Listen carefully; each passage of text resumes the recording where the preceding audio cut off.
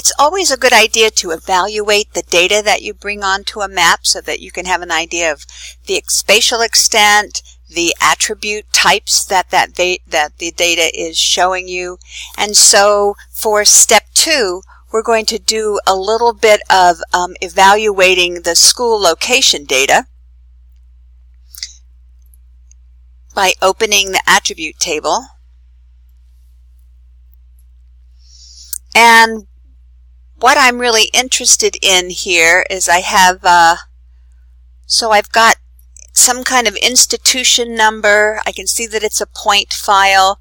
Got some addresses. I've got the name of cities, states, zip codes, phone numbers, names of schools, Department of, and then I've got this thing called type. And I don't have any metadata or data about the data, so I don't really know what this field type means.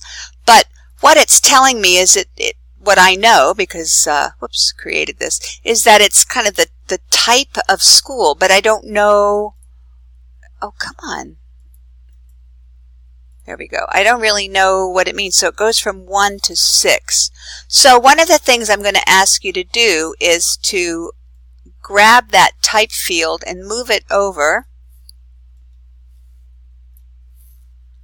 so that you can line it up with this NM and NM1. And I want you to spend a little time evaluating what do you think these numbers generally represent. And as you will find in a lot of data types, the correlation or the alignment is not going to be 100%, because some places call an elementary school K through 5 or K through 4. Some middle schools are 5 through 9. So you're going to just figure out, in general, what do you think these types, what categories of schools are these? So that's going to be your major focus there. You can also look at the census data. So I'm going to turn off the rest of these data layers for a minute. And we're going to zoom in to the census layer for Lane County. And I'm actually going to zoom into the Eugene-Springfield area. So you're going to see that you have a lot of small squares. Each of these squares is a census block. And if I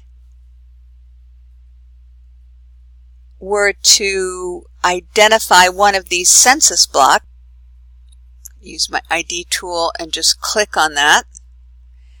So I get some information about the attributes, so I can see that it is it's the name of a county. So I'm in Lane County. I've got housing units. There's nobody living there. There's no occupied housing. There's no population. I picked a great example. So let's actually just open the attribute table.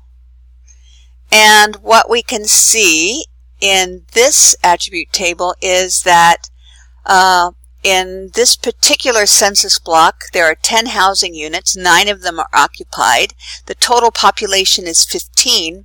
There's nobody of the ages 10 to 17, nobody 10 to 18, no Hispanic, or 3 Hispanics, 12 non-white.